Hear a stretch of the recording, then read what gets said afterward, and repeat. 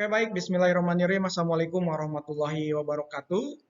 Materi kali ini kita akan membahas tentang industri ayam broiler ya, dimulai dari mungkin nanti kita akan membahas ras ayam dari broiler, struktur industri ayam broiler, terus industri pemotongan ayam dan pengolahan dagingnya nanti ya. Oke, nah ini ayam yang biasa kita makan ya, ayam broiler. Memiliki rasnya itu seperti ini, klasifikasinya seperti ini. Kingdomnya adalah Animalia, filumnya Chordata, subfilumnya Vertebrata, kelasnya Aves, ordernya adalah Galliformes, familinya Phasianidae, genusnya Gallus, spesiesnya Gallus domesticus. Ini ayam broiler menurut klasifikasi. Selanjutnya, kelas itu ya, ini penjelasannya, kelas itu digunakan untuk grup-grup unggas ya, unggas yang mengacu pada lokasi atau tempat di mana dikembangkan ya, geografinya. Ya, contohnya kalau di Amerika ya Amerikan, kalau misalkan di Asia biasanya Asiatik, lalu Eropa Mediterranean dan Inggris. Lalu breed itu adalah bangsa ya atau keturunannya, ini mengacu kepada spesies dari bentuk bentuknya, terus dilihat dari bentuk ya, dari morfologi, dari karakteristik, terus dari spesifikasi berat per umur, terus produksi telurnya dan karakteristik yang spesifik. Nah, contohnya ada Rhode Island Red, Leghorn, Cornish dan lain-lain.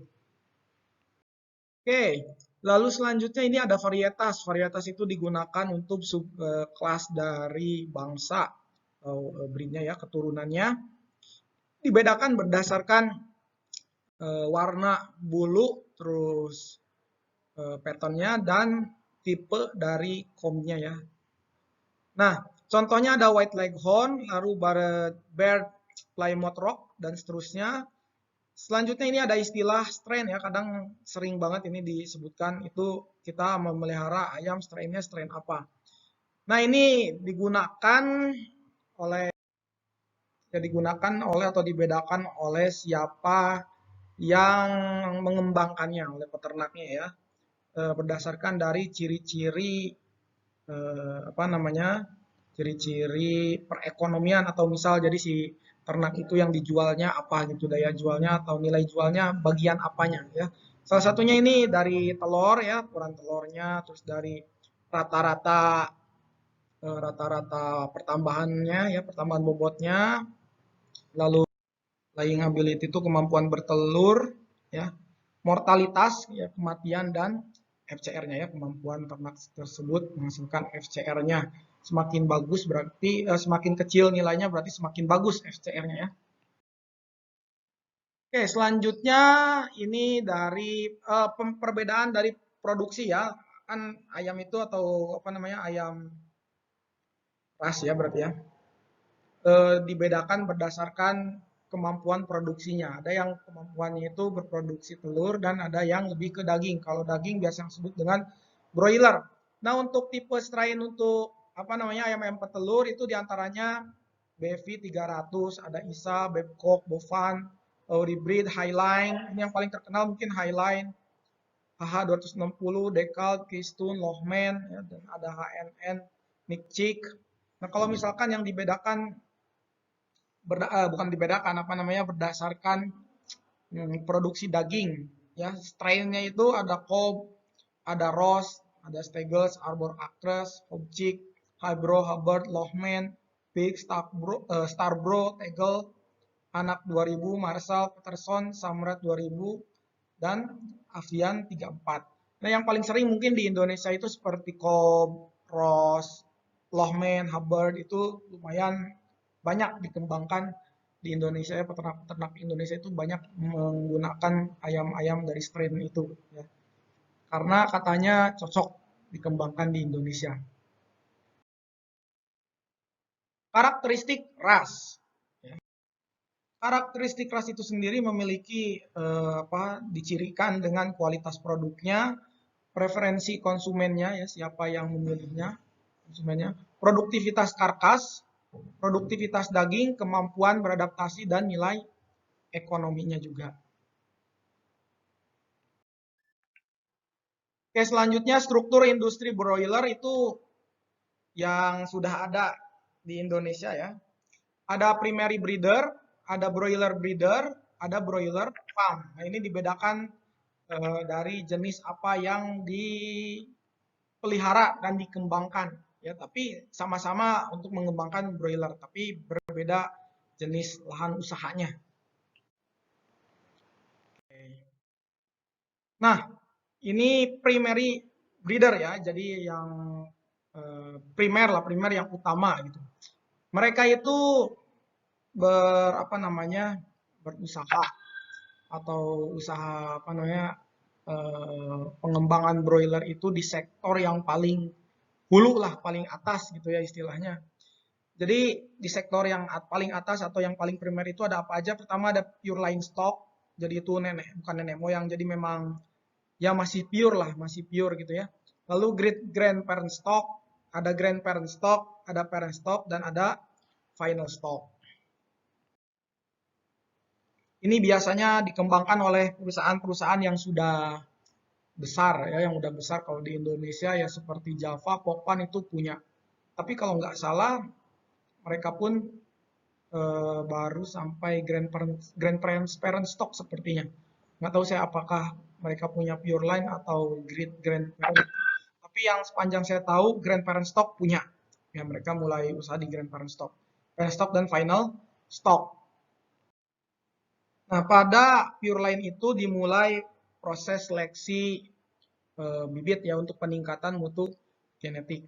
Itu dimulai sekitaran tahun 1992 ya. Seperti yang kita tahu, broiler itu kan dulunya kecil banget, pertumbuhannya lama dan lama panennya bisa sekitar 3 sampai 4 bulan. Hingga sekarang itu cuman 40 hari atau 35 hari sudah bisa panen.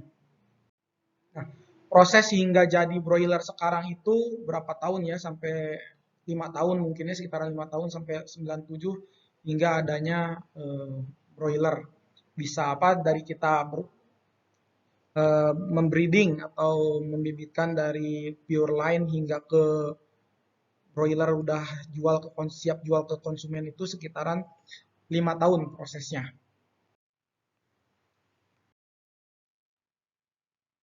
Nah, perusahaan-perusahaan besar yang punya punya primary ya, istilahnya punya usaha primary itu ini ada Avigan dan Cobb-nya. Kalau Avigan itu udah mensuplai ke 100 negara.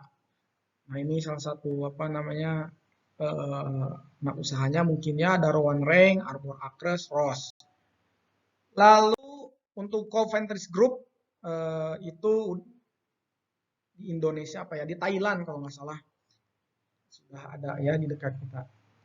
Jadi ada dua perusahaan besar yang berwirausaha, bukan berwirausaha sih, memang usahanya di bidang primary itu ya. Lalu untuk broiler breeder, untuk broiler breeder itu dimulai dari parent stock hingga ke final stock. Jadi tidak dari atas ya, ini dari tengah.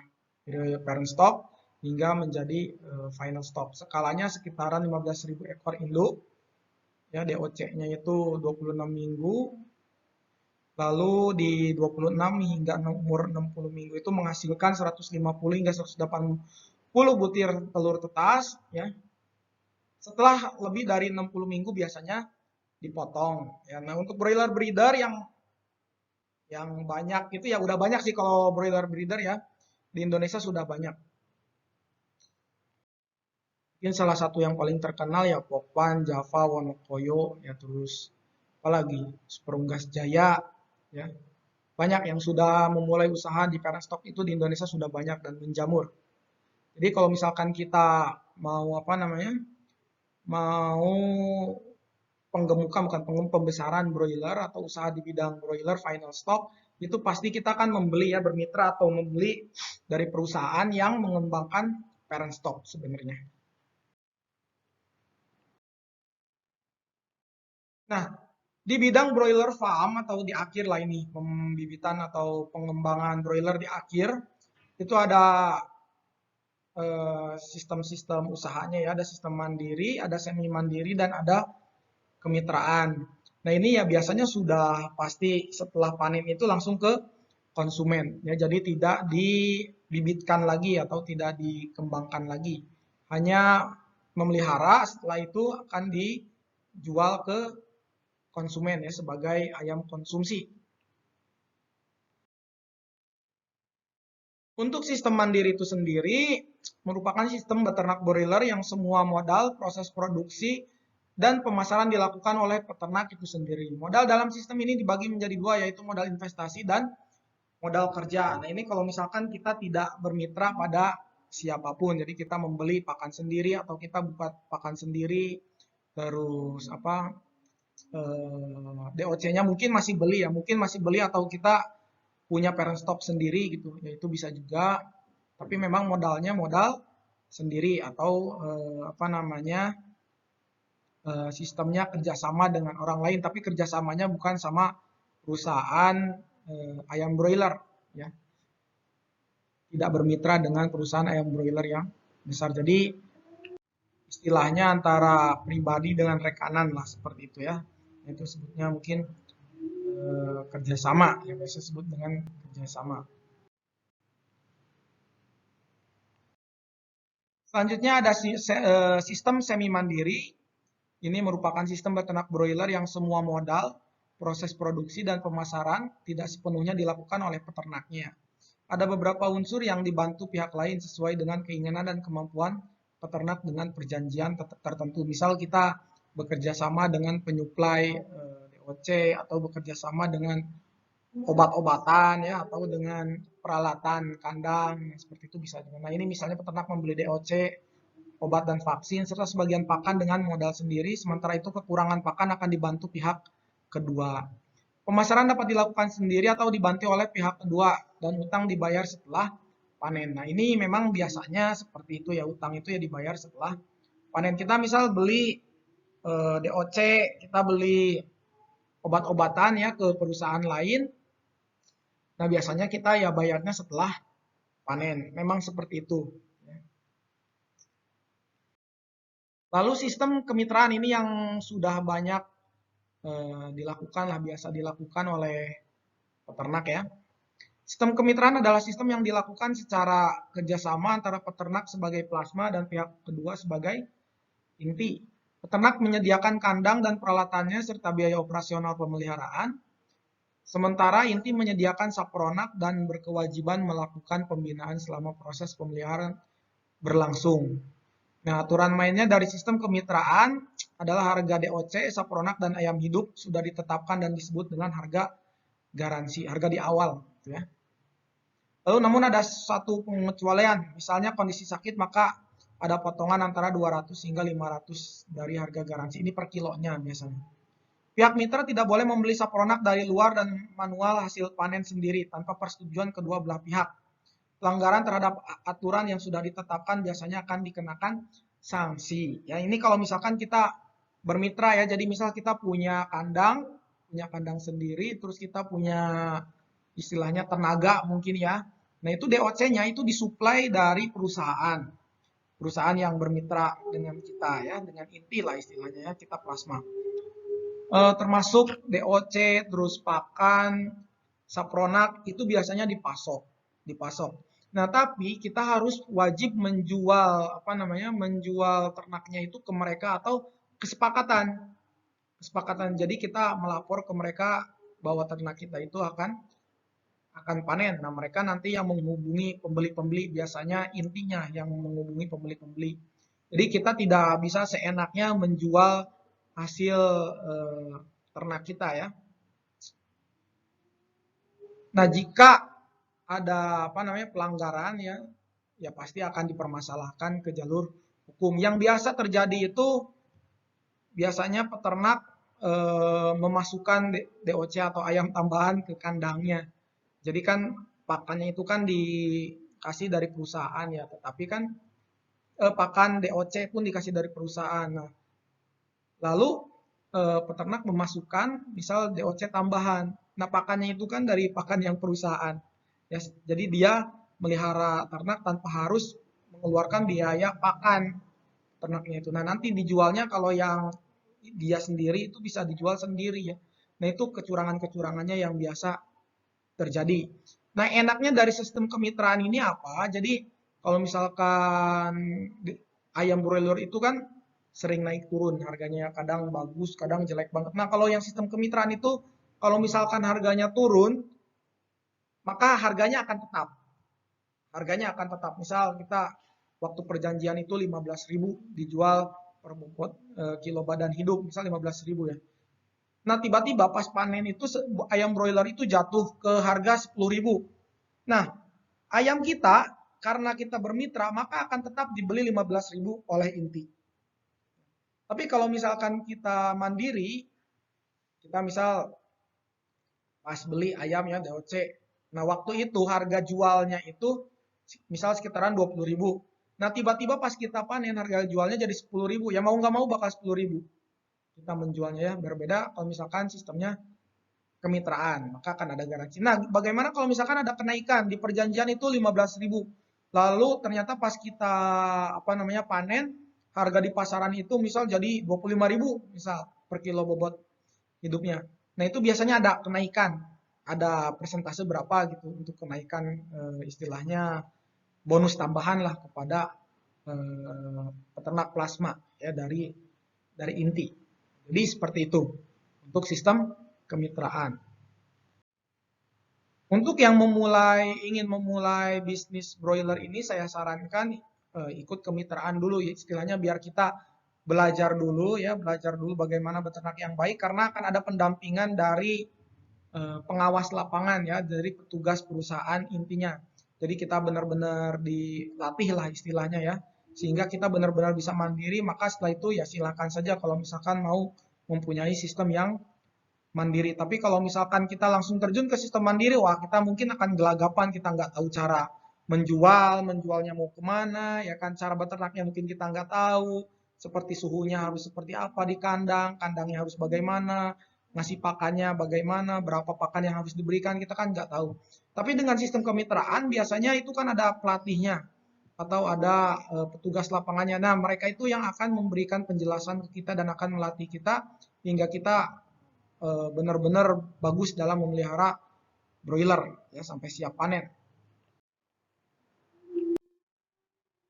Nah, ini keadaan broiler di kandang close house ya, close house. Jadi memang bisa puluhan ribu, satu lantai itu bisa sekitaran 12.000. Kalau misalkan dua lantai ya berarti bisa 24.000 itu panjang kali lebarnya itu 100 meter kali 12 kalau nggak salah. Itu bisa sekitaran 12.000 broiler per lantainya. Dua lantai ya berarti 24.000. Nah, ini salah satu bentuk kandang klosos jika ditinjau atau dilihat dari luar ya. Kelebihan dari kandang ini semua kondisi lingkungannya disesuaikan dengan kebutuhan broiler. Ya, suhunya, kelembaban, terus anginnya ya keluar masuknya udara itu disesuaikan dengan kebutuhan broilernya itu sendiri. Kelemahannya apa ya? Mahal. Kelemahannya untuk bikin kandang seperti ini tuh sangat sangat mahal karena banyak alat yang digunakan. Ini industri pemotongan ayam ya. Nah, jadi ayam itu biasanya masuk ya dibawa sama mobil langsung masuk ke bagian RPA itu digantung. Kalau yang udah modern itu langsung digantung. Berbeda kalau misalkan yang tradisional diambil satu-satu, dipotong satu-satu, pegangin, potong. Tapi kalau misalkan di perusahaan ini udah langsung otomatis langsung gantung, langsung tinggal nanti ada yang bagian menggantung, ada yang bagian memotong, ada bagian yang menanggung jawab perontokan bulu, terus ada yang bagian memisah-misahkan dagingnya atau bagian-bagiannya. Ini salah satu broiler yang sudah diproses ya menjadi nugget, menjadi sosis, terus menjadi fried chicken ya. Banyaklah pokoknya ayam itu bisa diapak di segala dibuat segala makanan lah. Nah, ini ada menjadi Jadi yang kemasan siap goreng biasanya. Jadi kita tinggal goreng aja itu udah ada sekarang. Baik, mungkin itu yang bisa saya sampaikan terkait dengan materi industri ayam broiler ya. Atas kekurangannya saya mohon maaf. Bila taufiq walhidayah. Wassalamualaikum warahmatullahi wabarakatuh.